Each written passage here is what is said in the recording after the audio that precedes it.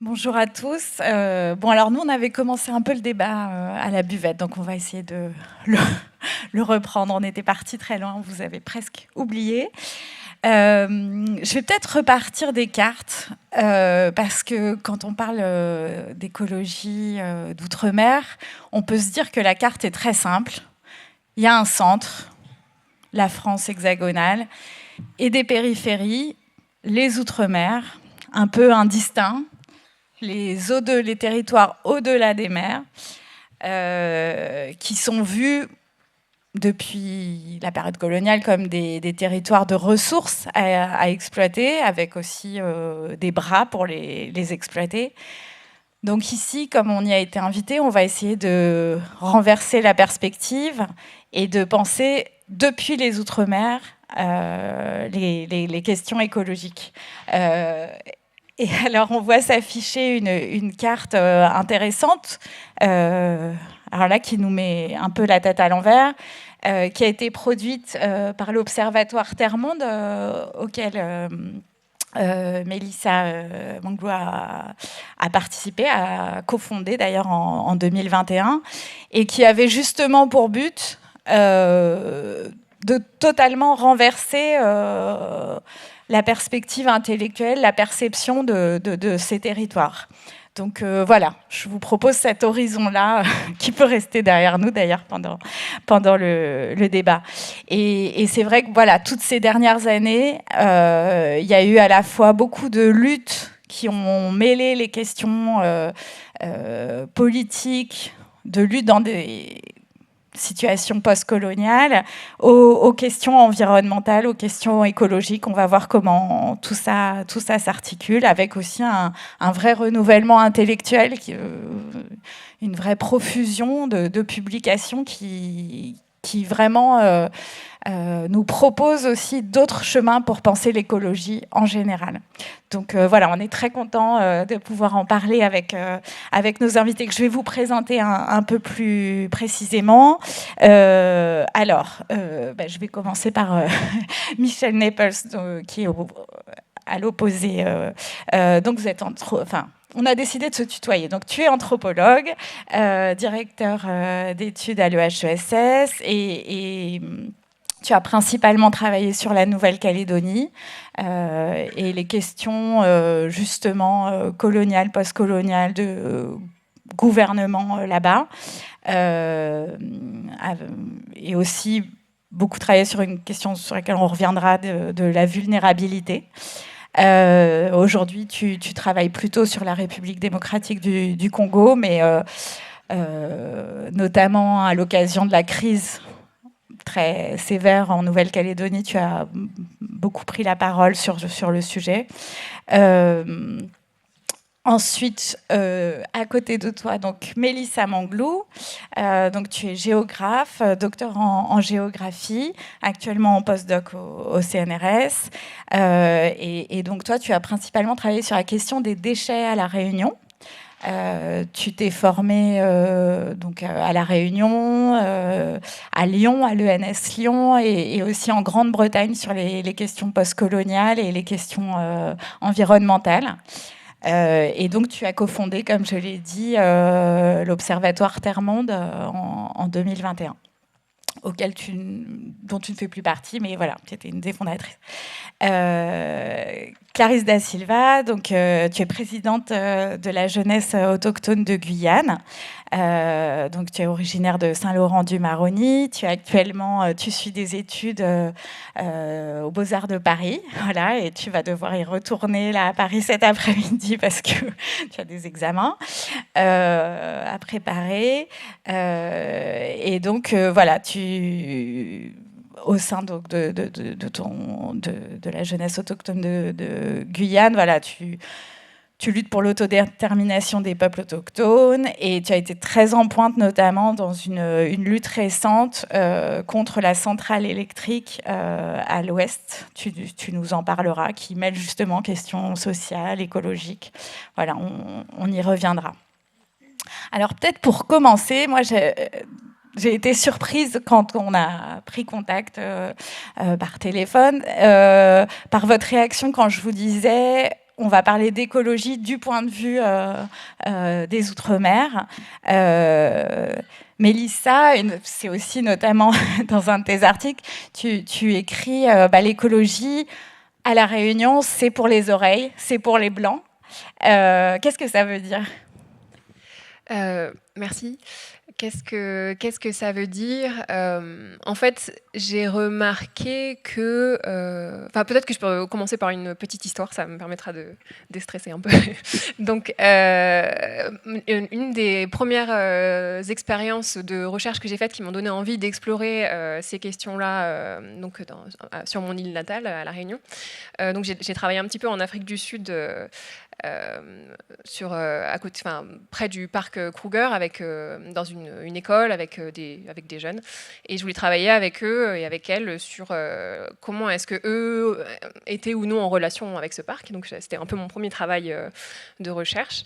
Et quelque chose que ces jeunes personnes m'ont dit, qui revenait beaucoup et qui m'ont beaucoup secoué, qui m'ont beaucoup ramené à ce que j'ai pu entendre ou vivre à La Réunion, c'était donc de jeunes personnes, donc de 11 à 16-17 ans, qui me disaient mais les personnes noires ne sont pas éduquées à la nature, les personnes noires ne sont pas sensibilisées à la nature, ce sont les personnes blanches qui viennent protéger la nature. Donc ce genre de discours très franc qu'on n'entendrait pas en ces termes en France, parce qu'il y a un grand tabou sur les questions de race et de colonisation en France, mais où moi, quand je les ai entendus, et le sentiment d'injustice que ça me produisait de les entendre internaliser ce genre de discours, ça me rappelait beaucoup à La Réunion, où effectivement, j'ai beaucoup entendu, mais l'écologie, le zéro déchet, c'est un truc de oreilles, c'est un truc de blanc, ou inversement, les créoles, les mahorais, les mahoraises, les malgaches sont sales, etc. Donc, et c'est peut-être quelque chose qui vous est pas étranger de dire, voilà, de catégoriser la proximité entre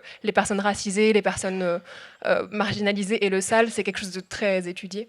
Et moi, c'est ce qui m'a donné envie d'étudier ensemble ces questions-là, les questions environnementales et les questions coloniales. Voilà. Merci. Et Clarisse, toi aussi, tu m'as dit d'emblée, écologie, moi, je ne parle pas en ces termes-là. Et dans notre mouvement, c'est pas comme ça aussi qu'on conceptualise les choses. Est-ce que tu peux nous expliquer ? Déjà, bonjour à tous. Merci de m'accueillir ici. Je vais un peu faire comme Elissa. Je vais peut-être commencer par me présenter et raconter une histoire, mon histoire déjà. Donc moi, je m'appelle Clarisse Taoulewali da Silva. Donc je suis d'origine de la Guyane dite française et je suis issue d'une des dernières nations autochtones de Guyane. Donc je suis issue de la nation Kalinia. Et j'ai grandi en fait dans cette société entre guillemets grandie, parce qu'on est quand même assez assimilé et marginalisé en Guyane. Mais j'ai grandi encore avec ma culture et la société Kalinia telle que ma grand-mère l'a connue, mais qui est en train d'évoluer forcément avec tout ce système d'urbanisation, etc. Mais moi, du coup, je suis Kalinia, métisse brésilienne. Mon père a travaillé la terre pendant des années dès son plus jeune âge avant de venir en Guyane. Et ma grand-mère aussi, et mon grand-père, et ma mère, et mes tantes, toute ma famille. Et quand tu m'as posé la question sur le terme qu'est-ce que l'écologie en Guyane, est-ce qu'on en parle, etc., je lui ai répondu non. Non, parce que ce sont des termes que l'on ne connaît pas. Ce sont des termes qui, nous sont complètement inconnus. Puisque pour nous, protéger la terre, préserver la terre, être en relation avec la terre, avec la nature, avec un grand N, c'est quelque chose qui est inné. C'est quelque chose qui fait partie de nous dès notre plus jeune âge, dans notre éducation. La respecter est quelque chose de très important. C'est quelque chose qui, pour nous, ne peut pas être bafoué. La relation qu'on a avec les esprits aussi, parce que parler de la préservation de l'environnement et la préservation de la nature, on parle de terre-mère, on parle d'esprits qui sont là, on parle aussi de protéger nos ancêtres, donc des terres ancestrales, des terres culturelles, des terres traditionnelles.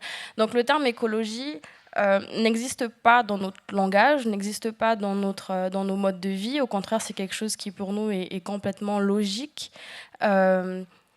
Et c'est surtout que, contrairement à l'Occident, c'est que je pense que pour moi, être écologiste, c'est on devient déjà écologiste.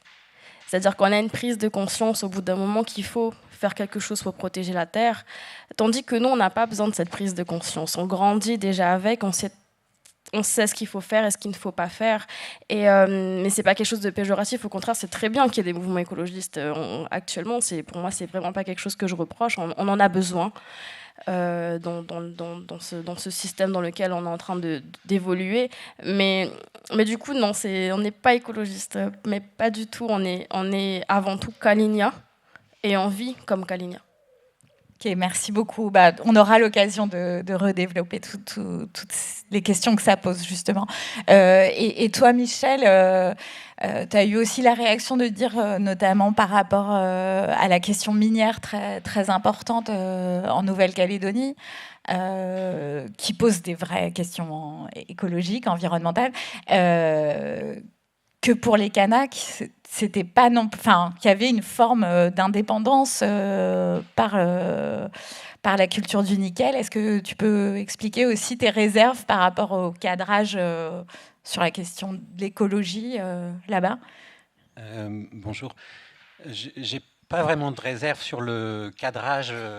Voilà, j'avais d'abord une réticence parce que je suis pas très compétent sur cette question-là. J'ai travaillé avant tout sur des questions d'anthropologie politique, d'histoire de conflit, d'histoire de la violence, qui m'ont plongé tout de suite dans l'histoire coloniale et postcoloniale, ou encore coloniale. On pourra discuter de ça.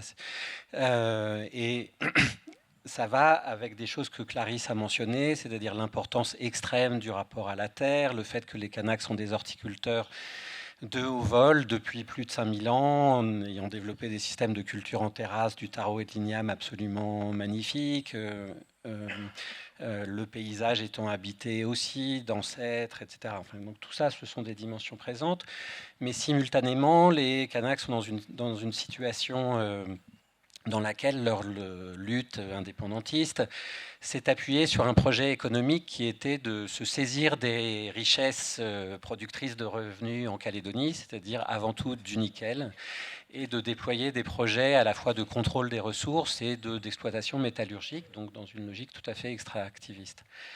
J'aimerais bien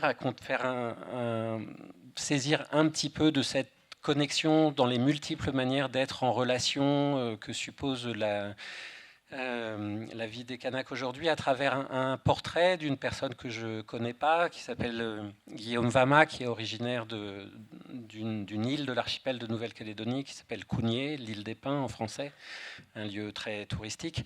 Voilà, Guillaume Vama est un jeune horticulteur qui a passé un CAP d'horticulture, qui a fait des stages en Europe, qui a été dégoûté par l'agriculture industrielle européenne, mais fasciné par les projets d'agroforesterie et qui a monté une association de producteurs d'agroforesterie. Son but étant non seulement de pratiquer de l'agriculture vivrière, mais en utilisant les techniques et les produits traditionnels Kanak, de faire une agriculture rentable, permettant de dégager des revenus monétaires. Il a aussi été à l'origine d'une association de producteurs et enfin d'une association d'encadrement de jeunes et de formation à la communication non violente. Voilà. Alors pourquoi je vous parle de lui? Parce qu'il fait partie des 11 membres du comité de coordination des actions de terrain, le CCAT, qui est aujourd'hui accusé d'être responsable de la totalité des troubles en Nouvelle-Calédonie depuis le milieu du mois de mai. Il fait partie des 11 personnes qui ont été inculpées de qualifications pénales gravissimes, complicité de tentative de meurtre, vol en bande organisée avec armes, destruction en bande organisée, association de malfaiteurs en vue de la préparation d'un crime, association de malfaiteurs en vue de la préparation d'un délit puni de plus de 10 ans, etc., etc. Il est donc été inculpé, mis en détention, transféré en métropole. Il est à la maison d'arrêt de Bourges. Comme 9 de ces 11 inculpés ont été transférés en métropole, 2 sous bracelet, les 2 femmes sous bracelet électronique, les 9 autres dans 9 prisons différentes et certains à l'isolement. Ce n'est pas le cas de Guillaume Vama. Voilà. Alors pourquoi je vous dis ça? D'abord parce que la manière dont cette crise a été traitée est inacceptable, parce que le CCAT a appelé à la mobilisation, a appelé au barrage, mais a simultanément, explicitement dit qu'il fallait éviter les affrontements et tenir les jeunes. Bon, alors, ils n'ont certainement pas réussi à éviter les affrontements et à tenir les jeunes, mais les inculper personnellement de la responsabilité de tout ce qui s'est passé est délirant. Et aussi parce que l'engagement vers l'autonomie alimentaire, le respect des pratiques agricoles, Kanak, le respect du rapport à la terre et des ancêtres, va avec une revendication toujours portée vers l'indépendance, et que cette revendication prend des formes multiples, avec des ancrages économiques et des projets politiques très divers et conflictuels au sein même des indépendantistes, mais que ce ne sont pas deux mondes séparés.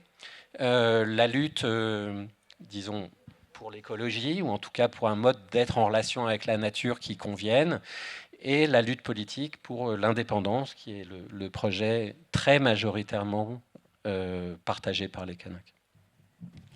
Merci, et merci d'avoir mentionné, de rappeler effectivement cette situation coloniale assez effrayante que traverse la Nouvelle-Calédonie. Mais justement, ça va me permettre aussi de faire le lien avec ce que vous disiez sur vos réserves, ou en tout cas vos interrogations sur le terme écologie. C'est que, en fait, dans le grand renouvellement de ces dernières années sur ces questions-là, à partir des Outre-mer, c'est en fait une forme, je pense aux travaux de Malcolm Ferdinand sur l'écologie postcoloniale. On voit bien que c'est en fait une critique d'un certain environnementalisme qui ferait du désastre écologique, le désastre écologique serait causé par l'homme avec un grand H, qui détruirait une nature avec un grand N, on pourrait dire les choses comme ça. Mélissa, est-ce que justement tu peux nous expliquer pourquoi, à partir des Outre-mer, on en arrive à une critique profonde de ce que peut être un environnementalisme comme ça, qui oublie les rapports coloniaux, les rapports de race, les rapports de domination. Donc comment on peut interroger l'écologie depuis les Outre-mer? Oui, donc c'était peut-être qu'on peut partir de ce texte que peut-être que vous avez au moins entendu ou sinon lu, donc le texte de Malcolm Ferdinand, où je trouve qu'il donne une bonne définition de ce qu'on peut appeler aujourd'hui l'écologie décoloniale, à savoir en fait que depuis, donc bon, je m'en mêle les pinceaux, qu'il y a non seulement qu'il y a une généalogie entre d'une part les désastres environnementaux tels qu'on les observe aujourd'hui et l'histoire coloniale. Ça, c'est un premier constat de ce mouvement-là de pensée. Deuxième constat, que les réponses qui sont apportées, les premières mesures environnementales telles qu'elles se sont instituées, elles sont aussi liées à l'histoire coloniale. Les premiers parcs nationaux, les premiers, ceux qu'on considère aujourd'hui comme ce qu'on va appeler de l'environnementalisme dominant ou de l'écologie d'État. Voilà. Donc ça, c'est un constat du lien entre histoire coloniale, colonialité du pouvoir actuel et environnementalisme. Pourquoi interroger ça depuis les Outre-mer? J'ai envie de dire pourquoi pas, et pourquoi est-ce que c'est une question quand on sait que j'aime pas trop mobiliser des chiffres. Je pense qu'il faut beaucoup se méfier des chiffres et de par qui ils ont été produits et pourquoi, mais je me permets, puisque c'est des institutions qui défendent ce projet écologiste dominant, de mobiliser quelques chiffres un peu par économie de parole, mais par exemple l'UICN, donc dans un chiffre relayé par l'Office de la biodiversité française, estime les territoires dits d'outre-mer à 22% du territoire français, donc encore une fois avec des définitions qui considèrent que certains territoires appartiennent à la France, ça pose des questions, considère que les territoires dits d'outre-mer représentent 97% de l'espace maritime français, 97% des espèces endémiques recensées, etc. Donc on peut critiquer ces chiffres, mais en tout cas pour montrer qu'il y a une importance l'existence immense de ces territoires qui sont habités et d'un point de vue environnemental, social, etc. Et l'impression que cette écologie, enfin que ces questions sont impensées, c'est faux et c'est dû au fait, enfin c'est dû à la structure même j'ai envie de dire d'effet de corpus et de légitimité de la parole. Qu'est-ce qui fait qu'on va entendre certaines personnes ou non, comment certaines pensées vont gagner en autorité ou non. Donc voilà, enfin, je ne sais pas si j'ai vraiment répondu à la question. Mais... Oui, alors peut-être on peut là aussi introduire la notion de plantatiocène que développe dont parlait par exemple Anna Tsing, Donna Haraway, mais qui est reprise dans la pensée décoloniale. Est-ce que tu peux développer Alors, l'idée, c'est justement de sortir de l'anthropocène présenté comme, encore une fois, la catastrophe écologique produite par l'homme, pour détailler ce qui s'est passé au moment, la grande fracture coloniale, comment ça a totalement changé en fait notre perception de la ressource, mais aussi évidemment des rapports sociaux. Est-ce que tu peux détailler un peu ce concept qui, à mon avis, sera vraiment important pour nous, pour continuer à penser les écologies d'outre-mer? C'est comment le modèle plantationnaire, donc de la plantation, que ce soit du sucre, du café, etc., de la monoculture, comment ça s'est imposé. Je veux bien que tu détailles un peu ça, parce que je pense que ce sera important pour nous, pour la suite, de voir comment dans ces outre-mer, ça reste une notion très, très stimulante. Merci. D'accord. Alors peut-être d'une manière assez concise. Donc la notion de plantationocène, effectivement, tu le rappelles, donc, qui a été proposée par un collectif parmi lesquels Anna Tsing, qui a été repris par Donna Haraway, etc. Il faut le replacer un peu dans un débat assez académique, où il y a eu cette notion proposée par Paul Crutzen d'anthropocène, de dire l'être humain est responsable des désastres environnementaux, et donc l'homme, nous qui est nous.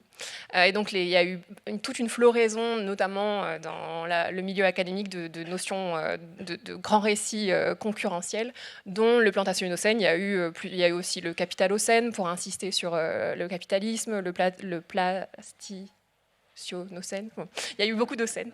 Le négrocène, il y a eu beaucoup de propositions théoriques. Et l'enjeu étant de dire la manière dont on parle la manière dont on raconte ce qui est en train de se passer, de dire anthropocène, c'est pas du tout anodin, et que selon les termes qu'on emploie, ça va cadrer la manière dont on problématise qui est-ce qu'on regarde, quelles sont les distributions des responsabilités, et comment on va orienter les solutions. Par exemple, de dire c'est l'être humain qui est responsable, alors on est dans la politique des petits gestes, et est-ce que vous recyclez bien vos déchets, et est-ce que vous achetez bio,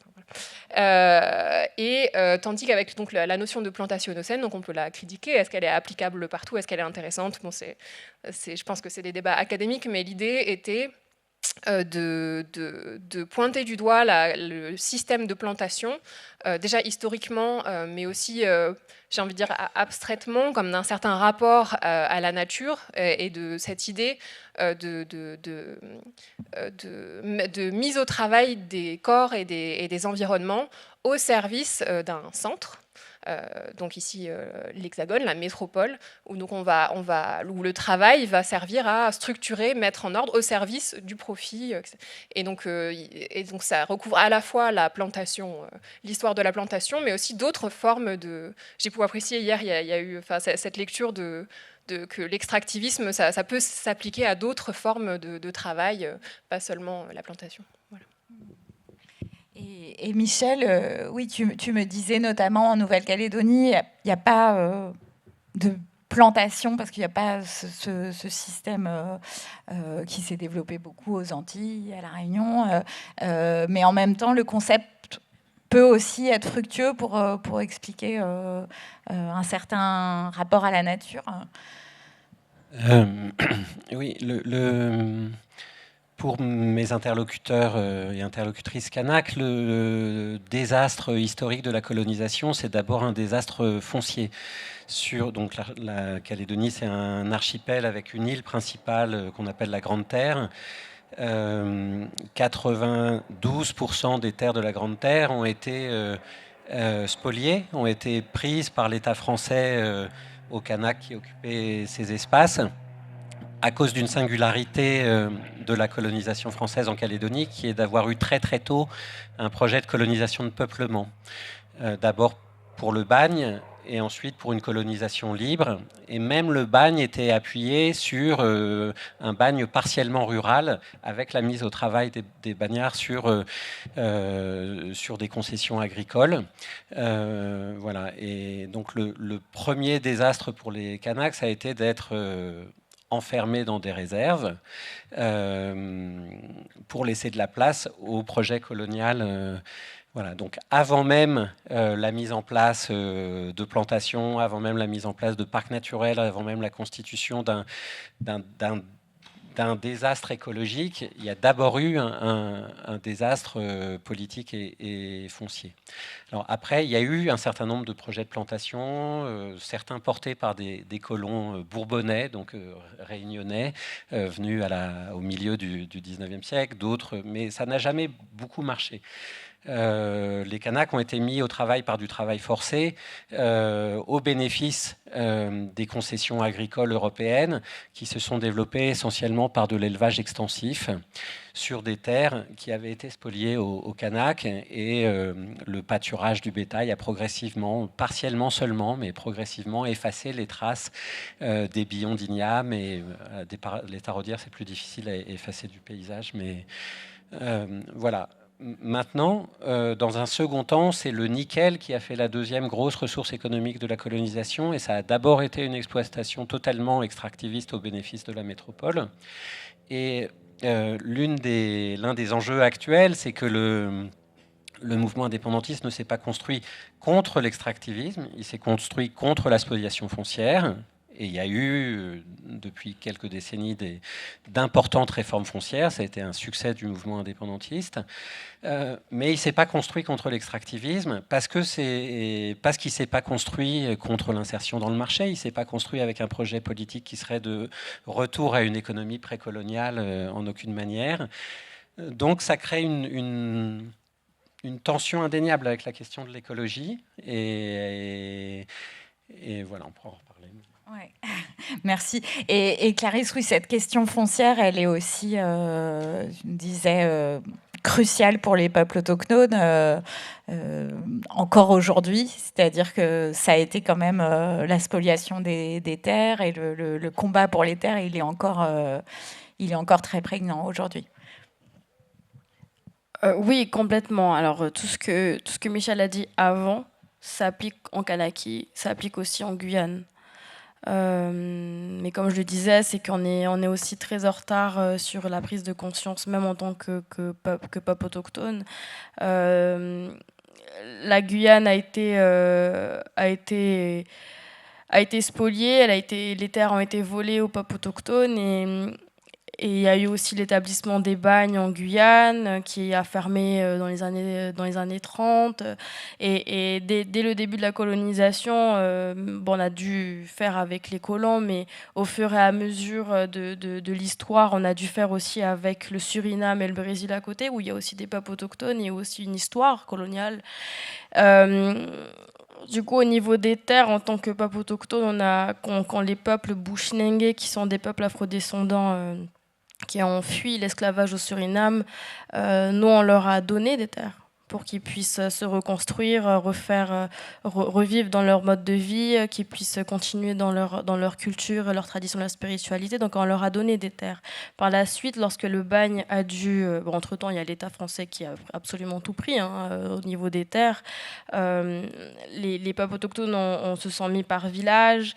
Quand le bagne a fermé, là, on a dû donner des terres aux bagnards, puisqu'il fallait aussi qu'ils refassent leur vie. Donc on a dû, en tant que peuple, cohabiter déjà très tôt surtout avec les différentes communautés qui font la Guyane aujourd'hui. Il y a aussi les créoles, et puis il y a aussi les métropolitains. Donc on a dû cohabiter en tant que peuple avec les autres communautés, mais par contre, en 2024, 90% des terres de Guyane appartiennent à l'État français. Et quand l'État français a des terres, elle a le contrôle de ces terres. Et en tant que peuple autochtone, c'est vrai que c'est compliqué parce que déjà, cette notion aussi d'être propriétaire terrien n'existe pas, puisque la terre ne nous appartient pas. De base, elle appartient à elle-même. Et puis il y a aussi, en tant que peuple, on a dû refaire, défaire, restructurer, développer, faire évoluer notre manière de fonctionner, puisque le peuple Kalinia, là je parle que en mon nom, mais aussi ça parle aussi des autres nations autochtones, on est 6. De base, on est des peuples nomades. Et ce qui fait qu'on se déplace de territoire à territoire tous les 10 ans. Puisque là, au bout de 10 ans, la terre s'affaiblit. Donc il faut la laisser tranquille pour qu'elle puisse se renouveler. Et il y a tout un processus aussi, c'est-à-dire qu'avant d'arriver sur une terre, il y a ce qu'on appelle un puyai, un chaman, qui parle à la terre, qui parle aux esprits, qui parle pour savoir qui a été là avant, quels ancêtres étaient là aussi, est-ce qu'on est bien accueilli ou est-ce qu'au contraire il faut qu'on parte. Donc il y a tout ce processus où avant de s'installer, le puyai demande la permission. Une fois que le puyai a cette permission, on s'établit en tant que famille, en tant que peuple, en tant que village. Pendant 10 ans, on travaille la terre autour du village pour ne pas mourir de faim, donc c'est ce qu'on appelle l'autonomie alimentaire. Et du coup, on plante ce qu'il faut, etc. Et au bout de 10 ans, il est temps de partir. Il faut laisser la terre se reposer. Donc on part et on change. Maintenant, on ne peut plus faire ça. On ne peut plus faire ça parce qu'il faut qu'on reste à un territoire bien établi. Et c'est là que se construisent les communes, du coup. Pour Awala Yalimapo, qui est Awala, un premier village, Yalimapo, un deuxième village, mais qui est du coup devenu une commune. Là, du coup, je vais basculer sur la question du réchauffement climatique. Je ne sais pas si c'est le bon moment, mais je vais quand même le faire. Pas de problème. Par exemple, pour ce village, c'est vraiment l'exemple même de tout ce qui peut être paradoxal dans le système foncier, où même si on a une commune qui a une municipalité, donc une mairie avec un maire et des chefs coutumiers, et où la commune du coup a du foncier pour pouvoir établir des projets municipaux, tout ce que vous voulez, ça reste quand même 2 villages avec un système autochtone, un système traditionnel qui est complètement déséquilibré. En ce moment, le village Yalimapo, donc qui est vraiment à l'embouchure entre le fleuve Maroni et l'océan Atlantique, ce village est menacé par le réchauffement climatique et plus précisément par l'érosion des plages et la montée des eaux, ce qui fait que la plage que moi j'ai connue toute petite n'existe plus actuellement, du coup qui met en péril et en danger la vie des tortues luttes et des tortues vertes, mais qui, au fur et à mesure du temps, met aussi en danger toute une spiritualité, entre guillemets, puisqu'on est en train de retrouver au fur et à mesure des mois maintenant des urnes ancestrales. Donc des urnes où il y a des personnes dedans. Des personnes maintenant dont l'esprit est dérangé. Donc il y a énormément de choses dessus. Mais là, le danger maintenant aujourd'hui n'est pas que ça, c'est surtout que maintenant on parle en Guyane des premiers réfugiés climatiques quand on parle des habitants du village Yalimapo. Et des habitants qui luttent aussi, qui font avec cette réalité depuis plus de 5 ans et qui demandent des réponses et qui demandent de l'aide aux collectivités, aux municipalités et à l'État français et qui en 2024 n'ont toujours pas de réponse. Les anciens disent que la terre se régénère toute seule, peu importe l'activité que l'on a en tant qu'homme. Mais que par contre, elle montre des signes quand il ne faut pas rester là. Et si on avait gardé notre système en tant que peuple autochtone, dès qu'on aurait vu le danger qui arrive, on serait parti pour trouver une autre terre à occuper pendant encore 10 ans, 15 ans. Sauf que maintenant, ce n'est plus possible. Donc malheureusement, les habitants du village Yalimapo sont du coup en grand danger. Et Et c'est de là qu'on voit que le système étatique, le système juridique, le système législatif, tout ce système foncier, finalement, étouffe toute une manière de penser et toute une manière de fonctionner d'un peuple qui n'a rien demandé au final, qui n'a jamais rien demandé. Et donc du coup, aujourd'hui, c'est compliqué de trouver des solutions, surtout quand on n'est pas écouté et qu'on est surtout invisibilisé. Merci. Et c'est vrai que je vais revenir un tout petit peu sur ce concept de plantatiocène, parce que je trouve intéressant de voir comment il peut nous aider à comprendre comment sur des territoires, je pense aux Antilles, à La Réunion, c'est justement briser les attachements à la terre. Tu parlais du lien aux ancêtres. C'est vrai que, par exemple, aux Antilles, ce que décrit bien d'ailleurs Malcolm Ferdinand, mais c'est cette idée d'esclaves qui sont des déplacés, qui sont désaffiliés, permet justement cette exploitation monstrueuse de la terre, donc par des monocultures qui aboutissent finalement à certes pouvoir envoyer des bananes dans l'Hexagone, mais qui détruisent complètement l'autosuffisance alimentaire, etc. Mais je voulais revenir justement sur cette notion d'attachement que brise la colonisation. Est-ce que tu veux nous en dire un mot, Mélissa? Voilà pourquoi c'est vraiment... et là, on retrouve la question écologique et coloniale vraiment intriquée. Oui, merci. Il y a un moment qui me revient en tête quand tu me poses cette question. Je vais essayer de répondre en passant par là. Une fois à Grenoble, il y avait eu une journée sur les écologies décoloniales, et j'ai ce souvenir d'une intervention d'une militante afro-végane qui s'appelle Mangeuse d'herbe, qui répondait, donc qui était là pour parler de véganisme en contexte post-colonial, et qui était interpellée par une personne du public qui lui demandait voilà, nous on a cet assaut, ce mouvement, on est pour... alors je me rappelle plus si c'était un projet d'autonomie alimentaire ou de circuit... Enfin, je sais plus, c'était un projet de sécurité alimentaire. Enfin, bref, un projet donc, à eux sur le territoire. Qu'est-ce que vous en pensez? Est-ce que ça vous parle, etc. Et elle a eu cette réponse qui est vraiment restée avec moi, où elle a dit mais en fait, ça ne nous concerne pas parce que nous n'avons pas la terre. Enfin, nous n'avons pas la terre. Nous n'avons pas de terre. Et ce fait que, en fait, donc même des manières de penser le militantisme écologiste aujourd'hui en Occident, enfin cette question du retour à la terre, etc. C'est quand même, il faut quand même avoir un certain privilège que de juste d'avoir accès à la terre, et que en fait dans plusieurs territoires, mais ça concerne aussi l'Hexagone, mais ça concerne en particulier les Outre-mer, en fait cette question foncière et cette question de la distribution de la terre, etc. fait que il y a eu beaucoup de personnes qui ont été assignées à l'espace urbain, aux HLM, etc. La terre, elle est distribuée, et où ce rapport à la terre, la manière dont le paysage est un peu figé par des paysages qu'on voit plus vraiment, mais qui sont des paysages de plantation, la canne, les bananes, etc., où on vit avec donc la pollution durable que ça installe, prive d'une espèce d'ancrage, et Malcolm Ferdinand en parle dans son livre de cette difficulté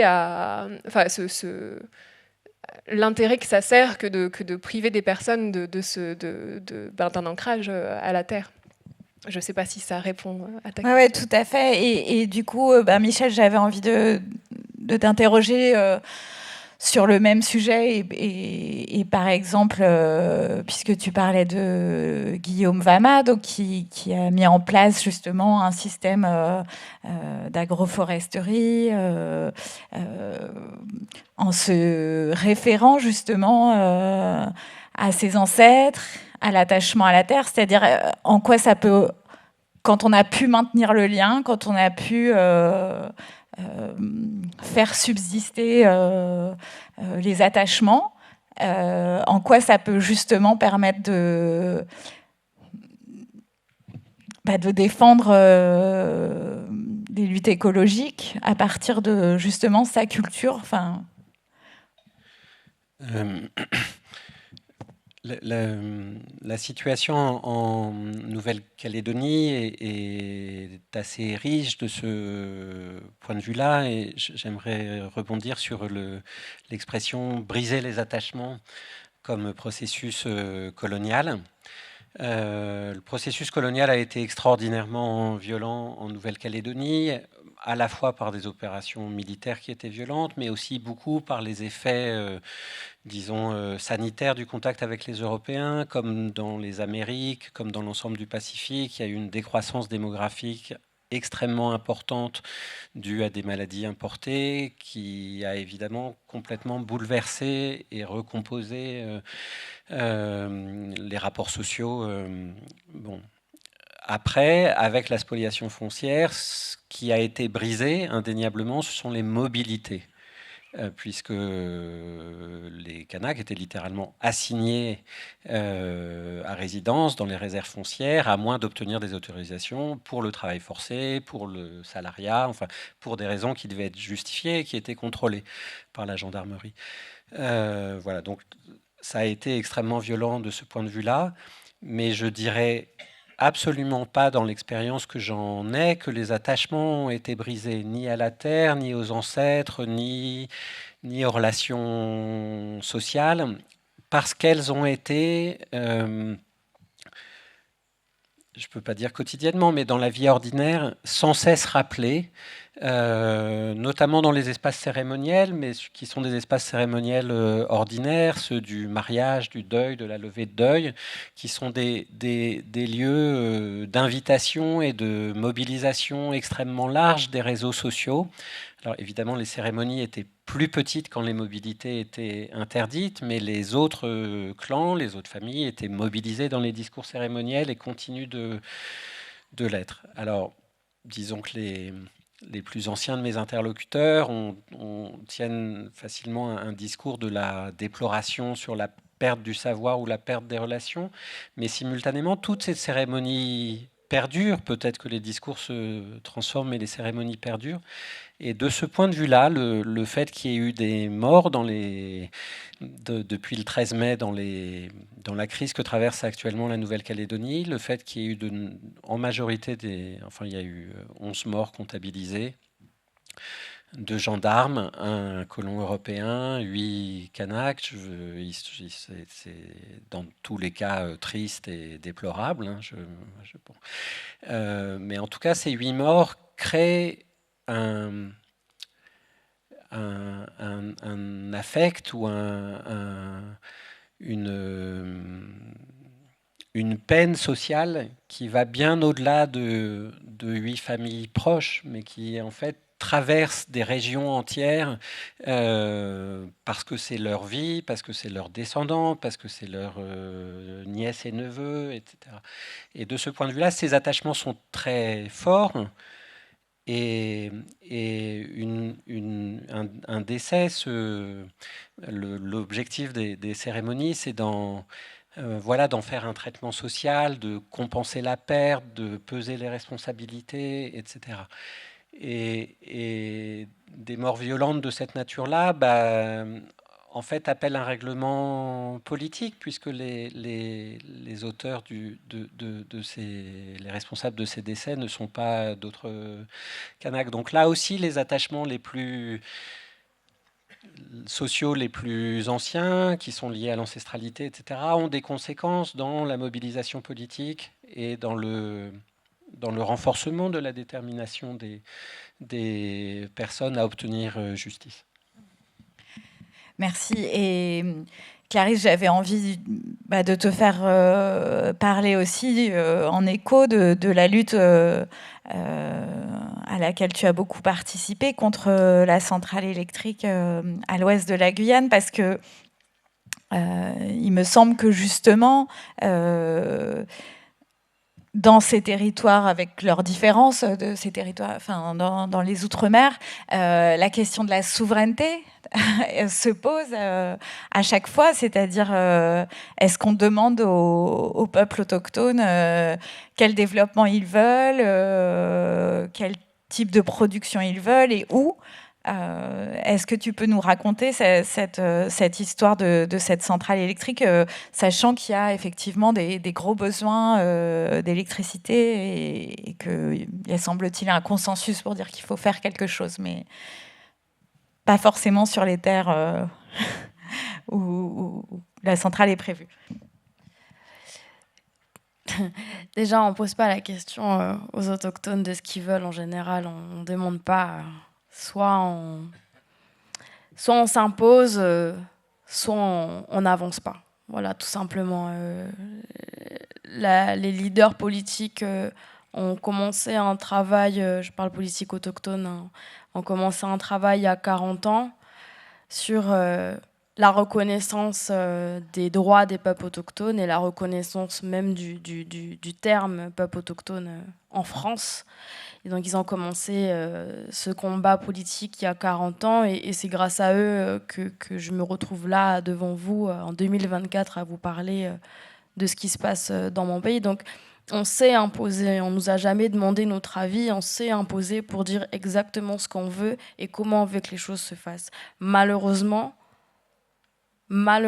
parce qu'on est aussi face à quelque chose de beaucoup plus gros, qui est l'État français, donc les décideurs politiques, on n'a pas tout ce qu'on a envie d'avoir. Il y a 40 ans, on a demandé plus de droits en tant que peuple pour pouvoir effectivement vivre nos modes de vie, protéger nos cultures, protéger nos traditions, protéger notre système politique, parce qu'on a quand même une hiérarchie dans nos propres peuples. On a des yopoto, donc des chefs. On a des villages à structurer. On est quand même des sociétés qui ont leur propre fonctionnement. Donc on a toujours demandé ça. On a toujours lutté surtout. Et au fur et à mesure des années, moi j'ai vu des luttes. J'ai vu d'abord, moi je me suis engagée, j'avais 17 ans, donc c'était en 2017. Je m'étais engagée d'abord parce qu'il y a eu les mouvements sociaux en Guyane qui avaient fait une grosse grève générale de 2 mois et demi, qui a d'ailleurs été qui s'est arrêté parce qu'on a été sur des négociations avec l'État français, mais où les peuples autochtones, eux, le mouvement autochtone s'est restructuré à ce moment-là, où on a formulé des revendications qui figurent maintenant dans les accords de Guyane, qui sont toujours pas établis d'ailleurs. Mais la plus grosse lutte, en fait, que j'ai vue et dans laquelle j'ai participé, il y en a 2. Enfin, on a plusieurs de dossiers que j'ai portés depuis, mais il y en a 2. La première, c'est la lutte contre le projet Mini Montagne d'Or, qui était un projet qui nécessitait des kilos et des kilos d'explosifs par jour pour faire un gros trou sur une grosse parcelle de terrain. Je crois que le projet faisait 100 fois un stade de foot. Enfin, c'était énorme, mais c'était hors de question qu'on mette ça sur notre territoire. Et ça, c'était pas qu'une lutte autochtone, hein, c'est une lutte qui a été portée par la majorité des Guyanais, parce que le défi, c'était justement de protéger la terre. Et puis nous, c'était surtout sur le côté spirituel aussi qu'on a lutté, parce qu'il y a des règles à respecter en forêt, il y a des endroits qu'il faut pas déranger. Donc il y avait un gros danger potentiel qui pouvait en ressortir. Et c'est une lutte victorieuse, il faut oui, c'est une lutte. On a gagné contre la Montagne d'Or d'ailleurs. Alors qu'il y avait un fort soutien du gouvernement français. Exactement, on a gagné contre la Montagne d'Or, donc la Montagne d'Or ne s'est pas mise en place. Donc là, ça a été une première victoire pour les peuples autochtones, enfin une des premières. Mais la plus récente, c'est la lutte du village Achobowupu, qu'on appelle aussi village prospérité, qui est un village Kalinia qui est à 5 minutes de Saint-Laurent-du-Maroni, donc dans l'ouest guyanais, et dont je suis du coup native. Et c'est alors le village se lutte déjà depuis plus de 5 ans, donc ça a commencé entre 2016, 2017, 2018, mais la lutte physique a commencé en 2019. Et en fait, pour vous expliquer très rapidement ce qu'est la centrale électrique de l'Ouest guyanais qu'on appelle CEOG, c'est un projet de centrale électrique, de panneaux photovoltaïques et de stockage hydrogène. Je suis vraiment pas technicienne sur ce sujet, donc je pourrais pas rentrer dans les détails, mais c'est un projet la seule chose qui m'intéresse, c'est que c'est 140 hectares à côté du village Prospérité, à Chubowupu, à côté de ce village, je vous jure, vous marchez 10 minutes à pied dans la forêt, vous y êtes, et qui malheureusement se place sur des terres traditionnelles du village, où il y a depuis 30 ans une activité humaine autochtone sur ce territoire-là, où il y a aussi des terres sacrées, il y a une crique sacrée, il y a énormément de choses sur ce territoire qui a une importance, mais on ne peut même pas imaginer à quel point ce territoire est important pour le village. Et donc ce projet s'est mis en place sans consultation du peuple, puisqu'il n'y a aucun protocole de consultation des peuples autochtones n'existe, ou même de la population guyanaise en général, il n'y a aucun protocole qui existe en fait de consultation. Et donc ce projet s'est mis en place sans consultation, et ils ont commencé du coup les travaux sans prévenir le village.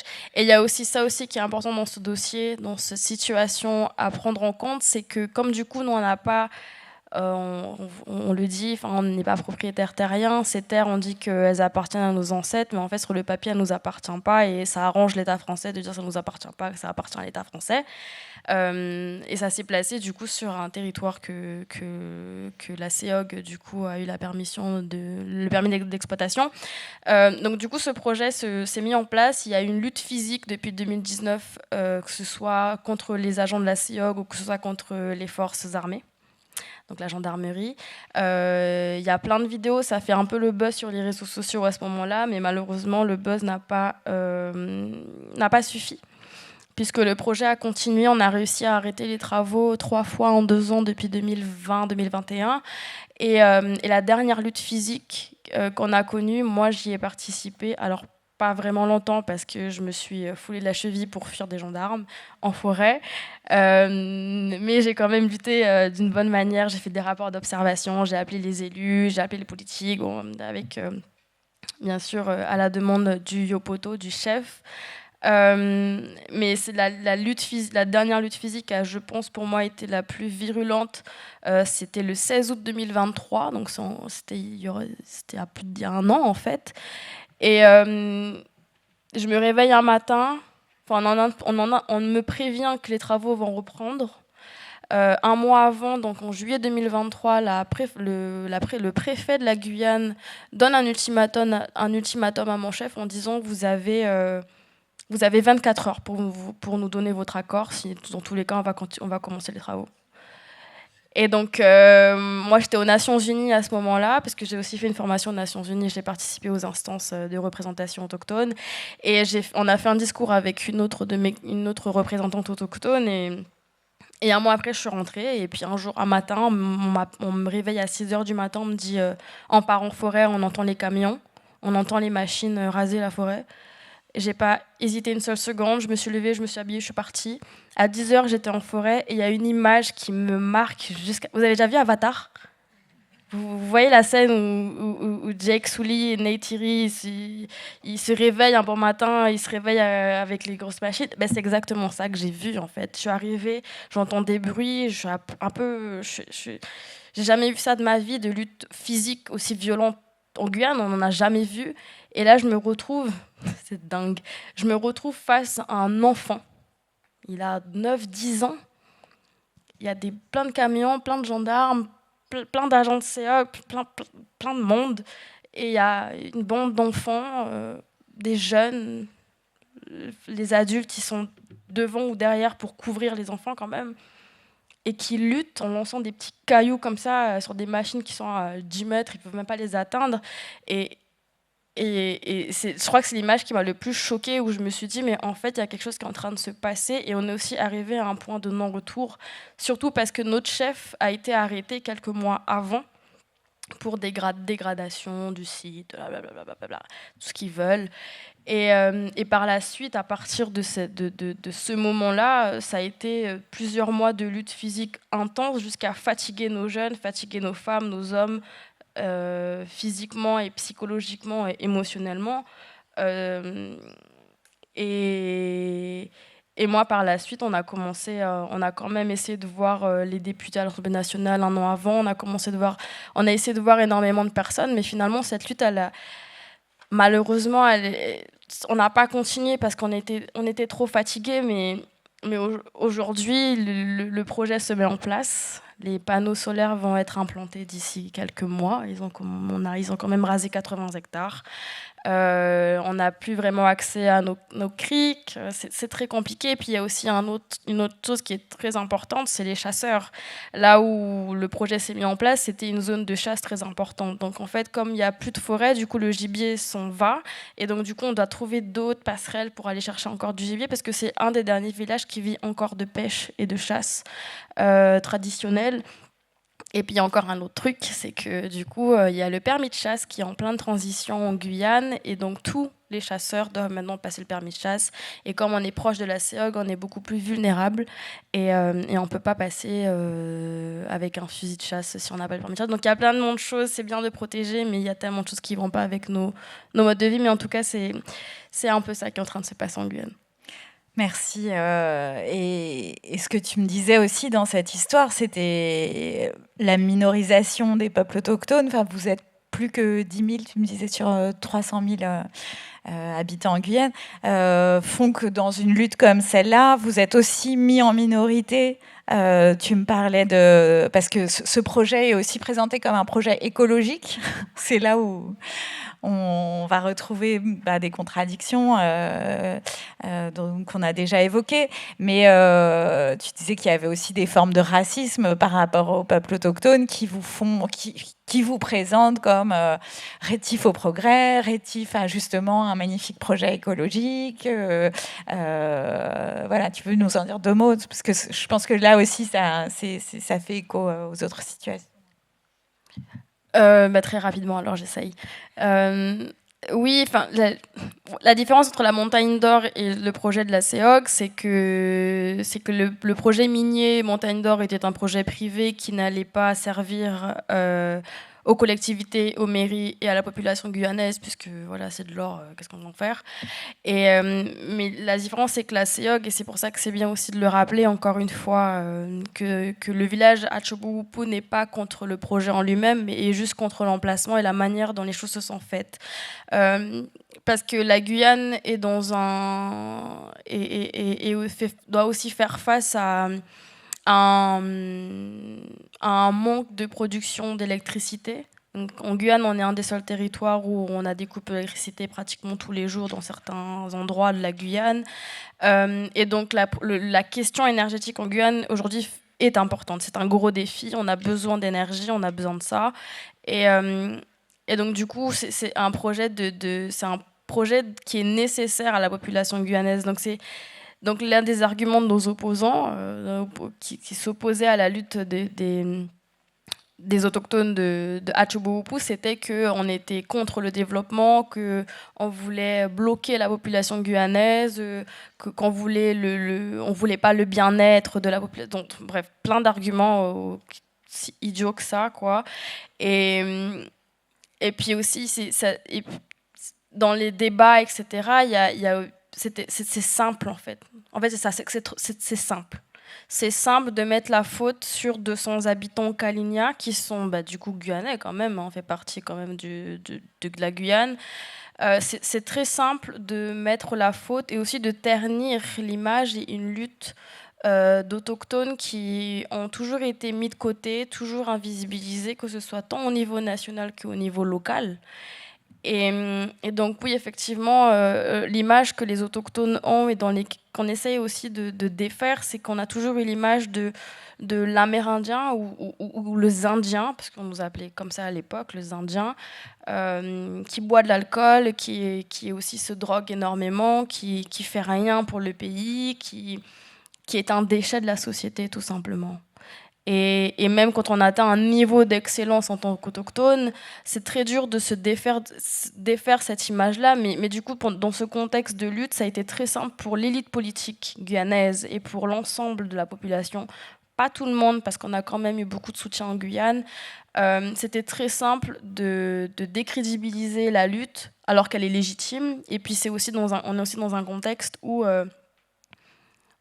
comme les gens manquent de connaissances, Et comme ils ne connaissent pas l'histoire de la Guyane alors qu'ils sont guyanais, c'était très compliqué pour eux et qu'ils se sont aussi déconnectés de la relation avec la terre. C'était compliqué de comprendre cette lutte et du coup c'est pour ça que je leur en veux pas et qu'on essaie de faire beaucoup de pédagogie. Mais de toute façon le mal est fait, on a perdu nos terres.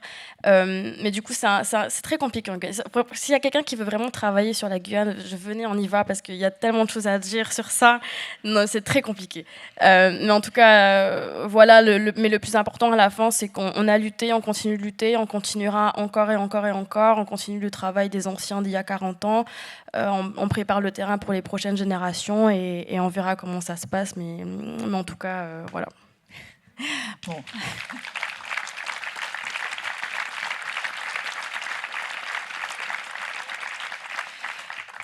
Mélissa, moi je voulais t'interroger parce que sur ton choix d'avoir voulu travailler sur la question des déchets, après justement t'être formée aux questions postcoloniales, pourquoi tu as choisi cette entrée-là et est-ce que tu peux nous raconter aussi, il y a une lutte en ce moment contre la question de l'incinération, enfin sur un projet d'incinérateur, mais peut-être d'abord au début. Pourquoi cette question des déchets, elle te paraissait voilà, pertinente pour repenser l'écologie du point de vue des Outre-mer? Merci. Je pense que ça s'est fait un peu de manière un peu opportuniste. Enfin, il se trouve que j'ai suivi un cours à la fac sur les déchets et puis il y avait ce projet... j'ai rencontré une chercheuse qui travaille sur les questions coloniales au Canada, qui travaille sur les déchets que le Canada envoie dans sa partie colonisée au nord. Et il y avait ce projet où j'ai travaillé un petit peu sur les déchets miniers en Nouvelle-Calédonie. Donc ça s'est fait un peu voilà, en cheminant et je trouvais ça, en fait, c'est un objet intéressant parce que c'est un des objets qu'on considère comme étant le plus associé à l'écologie. Enfin, quand on parle déchets, ça suscite beaucoup de tout un imaginaire et des partis pris. Enfin, c'est très structuré. Et justement, je trouve qu'il y a beaucoup il y a beaucoup de personnes qui font ce travail-là de comment est-ce qu'on peut le regarder autrement. Et c'est ça qui m'intéressait et ça m'a permis aussi de revenir à La Réunion avec un autre regard, de regarder un peu l'envers du décor parce qu'en fait les déchets très souvent on ne les voit pas, enfin justement c'est tout l'enjeu structurel de le cacher, de donner l'impression qu'il est géré, qu'il ne pose pas problème avec enfin, ça va être plutôt en Hexagone, ça va être plutôt l'incinération. Dans les Outre-mer, jusqu'à présent, c'est en train de changer, mais c'était plutôt l'enfouissement. Mais donc tout est fait pour minéraliser le paysage, donner l'impression que c'est géré. Et il y a tout un enjeu là-dessus que moi, dans ma thèse, j'ai travaillé sur le fait que la mise en gestion des déchets à La Réunion, ça a été un des enjeux de politique, on va dire avec des pincettes, mais d'intégration du département dans la France, des politiques dites de modernisation. Donc voilà, il y a tout un enjeu d'assimilation matérielle, culturelle des colonies à la France et que ça se jouait aussi dans cet objet. Et donc voilà, c'est ça qui m'intéressait, c'est le double aspect. En fait, c'est des objets symboliquement très investis. Enfin, moi, quand je dis que je travaille sur les déchets à La Réunion, très souvent en Hexagone, on me dit oh, il y a tellement de choses à faire, comme s'il y avait plus à faire dans les Outre-mer qu'en Hexagone par rapport aux déchets, parce que peut-être qu'on les voit moins à certains égards, mais où sont-ils? Je vous interroge. Voilà. Et le deuxième aspect qui est que ça permet de faire parler de vraiment l'envers justement moi ça m'a intéressé de voir les déchets comme l'envers de ces paysages de plantation et de qu'est-ce qui se passe quand on peut plus assurer sa propre subsistance parce qu'on n'a pas les terres, parce qu'on est lié à un système d'économie qu'on n'a pas le droit de ne pas importer en France, on n'a pas le droit de fermer les portes à l'importation, à la production, etc. Donc quel paysage ça produit et quelles injustices et comment après est-ce qu'on retourne ça pour dire oh là là, vraiment, vous n'êtes pas très propre chez vous, vous avez pensé au recyclage, etc. Oui, c'est ça, parce que tu le dis, à La Réunion, c'est beaucoup plus visible. Enfin, ce qu'on arrive à éventuellement un peu invisibiliser en métropole, là, est prégnant. Enfin, voilà, les déchets sont visibles et sont le résultat, effectivement, de structures complètement cassées qui font que il y a des importations massives, voilà, sur l'île qui produisent énormément de déchets. Enfin, voilà, ça a été couplé. Et là-dessus, voilà, est-ce qu'on peut considérer que les Outre-mer sont un peu un aiguillon dans la crise écologique, au sens où, sur la question des déchets, on ne peut pas y couper, c'est-à-dire qu'on voit ce que ce système capitaliste produit comme montagne de choses dont on ne peut pas se débarrasser. On n'a pas parlé, on peut en reparler de l'incinérateur, mais voilà, c'est pas miraculeux écologiquement, ça permet pas la disparition complète. On parle de valorisation énergétique maintenant. Comment ? On dit valorisation énergétique maintenant, on ne dit plus incinération. Voilà, oui, parce que vous êtes vraiment aussi confronté à ce greenwashing dans ces projets-là, qui est intéressant. Mais oui, je reviens sur cette idée d'aiguillon, parce que c'était toi qui rappelais l'incroyable richesse écologique des Outre-mer sur la biodiversité. C'est vrai que l'essentiel de la biodiversité française, en fait, est dans les Outre-mer. Et ils sont les premiers concernés par le dérèglement climatique. Est-ce qu'il y a ce sentiment que, justement, et par le déchet, mais c'était un exemple, mais que les Outre-mer peuvent permettre de réveiller un peu la métropole aussi sur le dérèglement climatique, parce qu'ils sont aux avant-postes, oui. plus vulnérables. On reviendra à cette question de la vulnérabilité avec Michel. Oui, merci pour cette question. Je pense qu'elle est très... Bon, ça recoupe beaucoup de choses. Je vais essayer de... Enfin, je pense que ce que j'ai envie de dire, et ça répond qu'à une partie, mais une partie de cette question, c'est que ce que je trouve intéressant dans la manière dont on regarde les déchets en Outre-mer et la manière dont on déplace le regard. Enfin, je pense que ce que ça a à nous apprendre, c'est aussi de voir que, parce qu'on a tendance à voir les Outre-mer comme des marges, comme des périphéries, etc. On parle de métropole, mais je pense que c'est des choses qui se co-construisent. En fait, et que le centre aussi est construit et n'est construit que par la marge.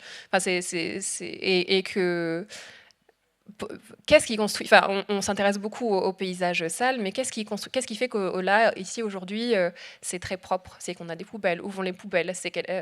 Où sont envoyés les déchets, etc. Donc c'est des choses qui vont ensemble et que la propreté, elle dépend on a parlé hier de zones sacrifiées, qui habitent ces espaces. Donc je pense que oui, il y a des situations spécifiques. Le fait que, par exemple, je sais que la Réunion, donc le fait que ce soit en océan Indien, qu'il y ait donc qui soit soumis au courant qui vient d'Asie du Sud-Est, qui est très concerné par la gestion des déchets dits recyclés du monde occidental, etc. Donc je pense qu'il y a une exposition matérielle spécifique, mais ça nous dit aussi, ça demande à s'interroger sur la construction du privilège socio-économique européen notamment. Comment est-ce que ça se construit en fait cette impression de la propreté ici et cette impression que les Suds seraient en retard par rapport à cette propreté. Comment est-ce qu'on l'obtient? Et en fait, elle s'obtient, c'est un jeu de pouvoir, elle s'obtient par le sacrifice de certaines personnes, de certains endroits. Je ne sais pas si j'ai été très claire, mais c'est la partie de la question à laquelle je vais répondre.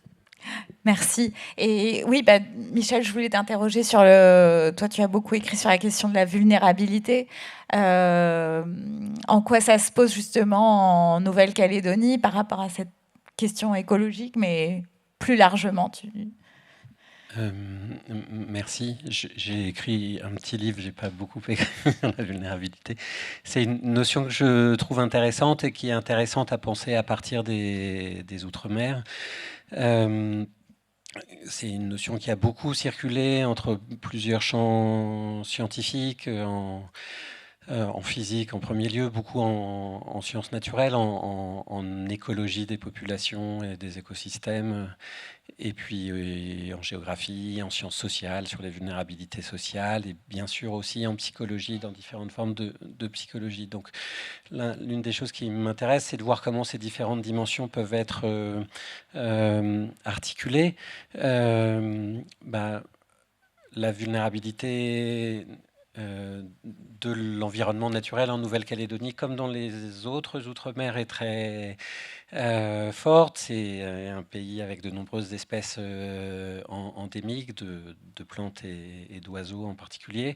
C'est aussi un pays avec le deuxième plus grand lagon du monde et avec un récif corallien qui est extrêmement menacé par le réchauffement de la température de l'océan. Et évidemment, ces écosystèmes peuvent être liés, sont liés, par exemple pour la pêche, à des usages humains et à des ressources humaines. Mais la Nouvelle-Calédonie, comme les autres outre-mer, nous oblige à penser aussi ces vulnérabilités en termes sociaux et en termes d'inégalité, parce que toutes les personnes qui vivent là-bas ne sont pas exposées de la même manière à ces transformations de la nature.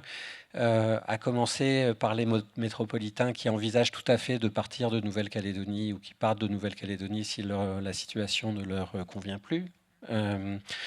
Mais très concrètement, il y a eu des accords politiques extrêmement importants dans les 35 dernières années, les accords de Matignon, puis l'accord de Nouméa, qui ont modifié le paysage social de la Nouvelle-Calédonie, qui ont permis une certaine forme de développement économique, la création de petites entreprises Kanak, l'obtention de diplômes et de postes pour un certain nombre de Kanak, le transfert de compétences et donc des responsabilités politiques et économiques importantes pour les indépendantistes. Mais toutes ces transformations n'ont pas changé la structure des inégalités socio-économiques sur tous les indicateurs quantitatifs qu'on peut prendre. L'espérance de vie, le revenu, le patrimoine, le niveau de diplôme, etc., etc. Il y a une structuration par communauté très forte des inégalités dans laquelle les populations océaniennes, donc Kanak, mais aussi Wallisiens et Futuniens qui vivent en Calédonie, Polynésiens français qui vivent en Calédonie, sont au plus bas de l'échelle des inégalités. Voilà. Et de telle sorte que les politiques qu'on peut mettre en œuvre là-bas pour rendre la vie possible doivent être évidemment considérées dans cette structure des inégalités sociales en même temps que dans les risques environnementaux, climatiques, etc. qui existent. Et on ne peut pas penser l'un sans l'autre, et de ce point de vue-là, cet exemple, mais c'est vrai une fois de plus dans d'autres outre-mer français, etc., nous invite aussi à penser ça pour la métropole, c'est-à-dire à pas distinguer les politiques qui visent à réfléchir à lutter contre le changement climatique et à la déperdition de biodiversité, indépendamment de leurs effets sociaux et de l'augmentation ou de la diminution des vulnérabilités sociales que ça produit. Et justement, là-dessus, tu me disais tout à l'heure qu'on vivait un moment de grande régression, notamment sur la question du nickel, qu'il y avait en ce moment un peu un projet de recolonisation. Est-ce que tu peux nous en dire plus par rapport à ce qu'on a appelé la doctrine nickel au nom de la décarbonation? Oui, je vais essayer de dire ça rapidement. Le nickel a été à la fois un lieu d'investissement politique pour les indépendantistes, mais aussi parfois de lutte. En fait, ça dépend de la structure du capital. Voilà, il y a un projet minier qui s'est développé en province nord, une province indépendantiste, avec une usine métallurgique là-bas et des procédés techniques qui sont censés être relativement protecteurs de l'environnement, mais il y a eu aussi des luttes locales indépendantistes contre le projet métallurgique du Sud, qui d'abord était dans une province qui est déjà la plus riche et qui est anti-indépendantiste, et qui par ailleurs employait des moyens techniques chimiques pour utiliser des minerais à faible teneur, avec des risques de pollution extrêmement importants. Bon. Il se trouve que les 3 entreprises de nickel en Nouvelle-Calédonie traversent une crise majeure depuis plusieurs années, liée à plein de choses liées au contrôle des cours par le marché chinois, liées à l'augmentation des prix de l'énergie depuis la guerre en Ukraine, liées au coût de la main-d'œuvre en Nouvelle-Calédonie. Enfin bon, voilà. Mais la crise est très profonde et elle vient d'être accentuée par ce qui s'est passé depuis le mois de mai, à tel point que l'usine du Nord, l'usine indépendantiste, c'est bizarre de dire ça comme ça, mais je vais le dire comme ça, est en train d'être fermée. C'est-à-dire non seulement les ouvriers sont au chômage, mais ils sont en train d'éteindre les fours, et le procédé technique fait que si on éteint les fours, en fait, on ne peut pas les rallumer. Il faut les reconstruire. Donc, enfin, c'est un drame économique et politique en province Nord. Voilà. Face à cette situation de crise qui existe depuis longtemps, l'Inspection générale des finances a fait un rapport sur la filière nickel en Nouvelle-Calédonie, après plusieurs rapports de la Cour des comptes territoriale de Nouvelle-Calédonie, pour dire que du point de vue de l'État, le soutien à la filière nickel en Nouvelle-Calédonie ne peut aller qu'avec sa transformation, pour que ça soit une industrie moins coûteuse en termes d'écologie. Donc ça voudrait dire installer de petites centrales nucléaires en Nouvelle-Calédonie. Et d'autre part, pourrait servir simultanément à la décarbonation et à la réindustrialisation de la métropole, dans un projet qui viserait à orienter le flux de minerais bruts, donc sans métallurgie locale ou avec une faible métallurgie locale, vers une transformation en métropole à Bordeaux, où il y a un projet de métallurgie du nickel, puis pour produire les batteries électriques qui vont être fabriquées dans le nord de la France en vue de la construction des voitures électriques et de la décarbonation.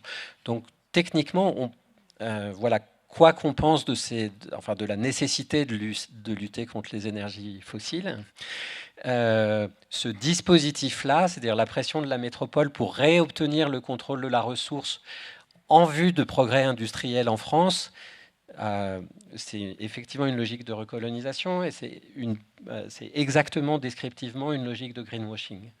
Voilà. Ça ne veut pas dire que ça n'a pas d'effet écologique positif, entre guillemets, mais dans une structure de pouvoir qui est totalement coloniale. Oui, c'est ça, les structures, l'outre-mer vu comme ressources, et voilà, n'ont pas du tout disparu, en tout cas se réactualisent rapidement. Je crois qu'on va devoir passer aux questions, et puis c'est vrai qu'on avait pensé à d'autres sujets, on n'a pas pu tout aborder, mais ça viendra peut-être dans les questions. Bonjour. Une question à Clarisse. D'abord, bravo pour la montagne d'or qui a été épargnée. Cela dit, en Guyane, il y a une richesse en or qui est exploitée depuis le milieu du 19e siècle, je crois. Et je voulais avoir votre avis sur les conditions environnementales quant à l'extraction de l'or. J'ai entendu parler de mercure, de cyanure. Est-ce qu'à aujourd'hui, les choses ont évolué, d'après vous ? Merci pour cette question. Alors, voilà. Dur. Concernant l'exploitation minière, effectivement, elle est bel et bien présente. Ça, c'est un secret pour personne. On est très riche en or. Dans plein de minerais, je crois qu'il y a une mine de cobalt qui a envie de se mettre aussi en place à côté d'un village Kouanon à Kourou, d'ailleurs, au passage, si vous en entendez parler, voilà. Mais du coup, en termes d'exploitation minière maintenant illégale, malheureusement, à côté de chaque mine légale, il y a toujours des mines illégales à côté, qui fait que la pollution des eaux et la pollution des terres est inévitable. Et actuellement, le Haut-Maroni et le Haut-Oyapok sont impactés par la pollution au mercure. On utilise le mercure pour extraire l'or plus facilement dans les mines illégales. Et c'est une situation catastrophique qui a fait que cette année, en début d'année, donc en janvier, on a, avec le peuple Wayana, notamment le Linya Opoya, qui est la présidente de l'association des victimes du mercure, donc dans le Haut-Maroni, en collaboration avec Wild Legal, qui est une ONG, Et du coup, la jeunesse autochtone de Guyane, dont je suis la présidente, on a déposé un recours contre la France pour non-efficacité dans la lutte contre l'orpaillage illégal, où là, on veut vraiment remettre en question la responsabilité de l'État dans cette lutte-là. Puisqu'on s'est basé uniquement sur le village Talouen, qui est un village Wayana. On a fait des analyses. On a vu que le taux de mercure est 10 fois plus élevé que la normale. Et c'est une situation qu'on connaît déjà depuis plusieurs années. Mais là, on est vraiment arrivé à bout. On a décidé de poser ce recours-là. Il y a un impact dans le mode de vie au quotidien. Il y a certains endroits sur le fleuve où on nous dit de ne plus manger de poissons, par exemple, puisque du coup le poisson boit le mercure, et donc les poissons sont directement empoisonnés. Donc actuellement, il y a des endroits où on ne peut plus manger le poisson, on ne peut plus le pêcher, on ne peut plus non plus nager, boire l'eau de la rivière, des fleuves, mais cependant, on n'a toujours pas de solution. C'est-à-dire, on nous empêche de manger un petit animal, mais par contre, on nous donne pas de solution à côté. Et puis, on est aussi comme je vous l'ai dit encore une fois, on est aussi des peuples où, dans les populations, les peuples de l'intérieur seront encore des peuples qui vivent encore de chasse et de pêche, puisqu'il n'y a pas de supermarché à côté, quoi. Il y a pas ça. Et donc, les modes de vie sont impactés directement. Et puis, les enfants aussi sont atteints, les femmes enceintes sont atteintes. Elles sont beaucoup plus vulnérables. Il y a des enfants qui naissent avec des handicaps, que ce soit du coup psychologiques ou que ce soit physiques. Et malheureusement, on est aussi dans un territoire où il y a... Dans les territoires de l'intérieur, ce sont des territoires qui sont très isolés. On n'y va que par la pirogue ou que par l'avion. Quand on a la chance d'avoir un avion dispo, quand il n'y a pas de grève ou quand il n'y a pas de soucis juste de financement. Et donc, on est parfois à 10, 5, 2, 3 jours de pirogue. Et donc, c'est compliqué aussi de prendre en charge de manière médicale des personnes qui sont aussi empoisonnées et qui sont dans des difficultés. La situation aujourd'hui, elle est très compliquée, elle est désastreuse. C'est pour ça qu'on a commencé ce travail juridique. Alors, je ne sais pas où ça va nous amener. Mais dans tous les cas, que l'exploitation soit légale ou illégale, dans les deux cas, il y a des choses qui ne vont pas du tout. Mais donc voilà. Et tu me disais, c'est intéressant sur cette question du mercure, que vous regardiez ce qui s'était fait sur le chlordécone, en fait, que ça vous servait aussi, d'un point de vue juridique, le combat qu'il y a eu sur le chlordécone aux Antilles. Là, il y a des circulations... Oui, parce que à la suite en parallèle de la loi Mercure, voilà, je vous ai tout spoilé déjà. En parallèle du recours, ce qu'on aimerait établir aussi, c'est une loi Mercure qui se base un peu sur tout le mécanisme qui avait été établi dans le cadre de la lutte contre le chlordécone des Antilles. Et en fait, c'est une loi, alors je connais vraiment pas les termes, je suis très très nulle, mais c'est une loi en fait qui permettrait d'encadrer le financement et la gestion des financements contre l'orpaillage illégal, en incluant la prise en charge des personnes qui sont atteintes et qui sont impactées par le mercure, parce qu'en fait actuellement il n'y a aucun financement en fait qui est dédié à la lutte contre l'orpaillage illégal. Alors on finance effectivement la mission Harpie, donc les forces armées qui luttent contre les orpailleurs sur le terrain, mais ce n'est pas assez. Et il y a les collectivités qui ont aussi une petite enveloppe pour pouvoir mettre en place une lutte sur le terrain et même dans le domaine médical, etc. Mais il n'y a rien qui définit cet encadrement. Et en fait, dans cette loi, on veut vraiment établir une loi Mercure qui permettrait vraiment d'avoir un vrai encadrement, une vraie gestion. Et ça permettrait aussi à la France de prendre ses responsabilités en établissant une loi qui aurait déjà dû être établie il y a encore des années auparavant.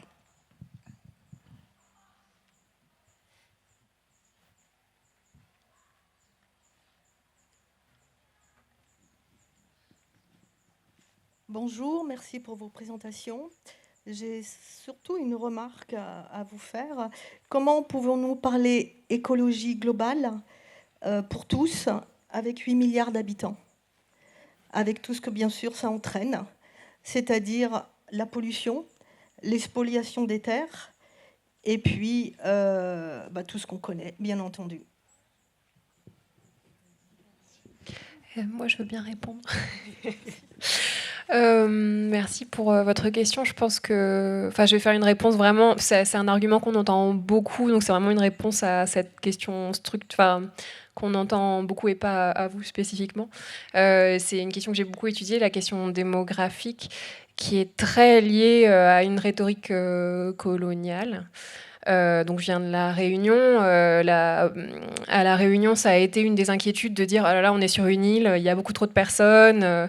Et donc, politique des flux, on va gérer les flux. Et donc, il y a eu des politiques de stérilisation de force des femmes, comme en Inde et dans d'autres pays. Il y a eu des politiques d'exil d'enfants retirés à leur famille, donc appelés les enfants de la Creuse. Il y a eu des politiques d'avortement forcé des femmes. Donc, moi, je pense que c'est intéressant. Je trouve que c'est intéressant de soulever cette question parce que c'est vraiment quelque chose qu'on entend très, très, très souvent. Et donc, merci de l'emmener sur qu'on puisse l'aérer et le discuter parce qu'il faut vraiment voir ce qui est derrière, qui est-ce que ça responsabilise. Cette question de dire on est trop nombreux sur la planète et qui choisit qui est-ce qu'on doit réguler. C'est un discours qu'on a beaucoup entendu dans la presse pour dire l'Afrique, le continent africain est trop peuplé, etc. Donc de vraiment voir d'où ça vient et de voir si vraiment les personnes qui sont ciblées par ces récits-là sont les personnes qui polluent la planète aujourd'hui ou qui posent vraiment un problème environnemental. Par ailleurs, je pense que voilà, ça soulève aussi des questions et des choses qui intéressent beaucoup les collapsologues de dire l'espace est fini, etc. Et je pense qu'il faut parler de la finitude du monde, des ressources, etc. Mais pas au prix d'une politique démographique qui est meurtrière, en fait. Voilà.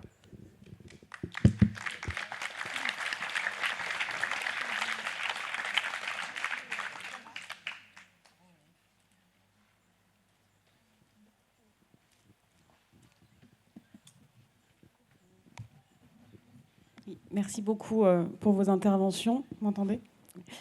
C'était une question pour Michel, plus spécifiquement par rapport à ce que vous avez dit brièvement sur le fait que du coup, le mouvement actuel en Nouvelle-Calédonie ne s'est pas créé contre l'extractivisme, mais contre justement les pratiques foncières. Mais est-ce que qu'il ne se soit pas créé pour veut dire que c'est un point absolument absent des luttes ou pas ? Parce que comme vous rappeliez l'exemple de ce jeune homme qui justement fait partie d'un groupe qui a été particulièrement inculpé et qui est aussi engagé dans des pratiques agricoles plus respectueuses. Du coup, j'aurais aimé que vous précisiez un petit peu comment ce point-là s'articulait actuellement. Merci. Il y a eu des divisions. Alors, il y a toujours des divisions internes nombreuses au mouvement indépendantiste, et il y a eu sur ce point-là des divisions significatives avec certains leaders politiques du parti qui était le plus à gauche, en fait, le Parti de Libération Kanak, de culture théorique marxiste, qui ont poussé en fait à l'idée que le développement industriel était fondamental pour la survie économique d'un pays indépendant. Ça a été la position effective principale, même s'il y a eu un certain nombre d'initiatives locales plus centrées sur le développement rural, qui n'ont pas beaucoup abouti à des situations viables économiquement, notamment en raison de la structure du commerce en Nouvelle-Calédonie et la structure du marché en Nouvelle-Calédonie, où il n'y a d'abord pas de structure de transport pour le marché local vers Nouméa, et où par ailleurs la distribution est totalement aux mains de groupes d'import-export depuis la colonisation, enfin depuis le début de la colonisation, et qui cassent les prix quand il y a des initiatives de production locale. Voilà. Donc en fait, c'est très difficile. L'agriculture vivrière, elle existe, mais l'existence de projets économiques, sources de revenus que souhaitent les Kanaks, parce que les Kanaks souhaitent, comme je l'ai déjà dit, pas du tout revenir à des structures économiques précoloniales. Ils souhaitent avoir des voitures, avoir des téléphones, pouvoir passer des vacances ailleurs dans le Pacifique ou ailleurs, etc. Donc ils ne seront pas anti-marché. Et Et après, sur la question de savoir s'ils sont anticapitalistes, il faudrait voir dans le détail, mais ce n'est pas marquant à première vue. Alors, il y a eu un moment de clivage important dans le mouvement indépendantiste, où des revendications, globalement, les indépendantistes se déclarent peuple colonisé, mais même s'ils sont le peuple autochtone, qu'ils le savent, qu'ils le revendiquent, mais ne demandent pas la reconnaissance de droits autochtones de manière principale. Et ils renvoient d'abord au droit des peuples à disposer d'eux-mêmes, et c'est ce qui fait qu'ils sont sur la liste des terres à décoloniser des Nations Unies, mais ils ne demandent pas majoritairement à être reconnu comme un peuple autochtone ayant des droits spécifiques en tant que peuple autochtone. Les droits qu'ils revendiquent, c'est le droit à la souveraineté, essentiellement. Mais il y a eu un moment de clivage où de fortes revendications kanak qui mettaient, disons, entre parenthèses la question de l'indépendance, qui ne disaient pas s'ils étaient pour ou contre l'indépendance, mais disaient qu'il fallait obtenir des droits spécifiques, notamment en termes de protection du droit à la terre. Voilà. Et ce mouvement s'est fortement mobilisé contre le projet d'usine du Sud que j'ai évoqué, mais n'était pas contre, enfin, c'est pas positionné contre l'ensemble de l'activité minière. Voilà.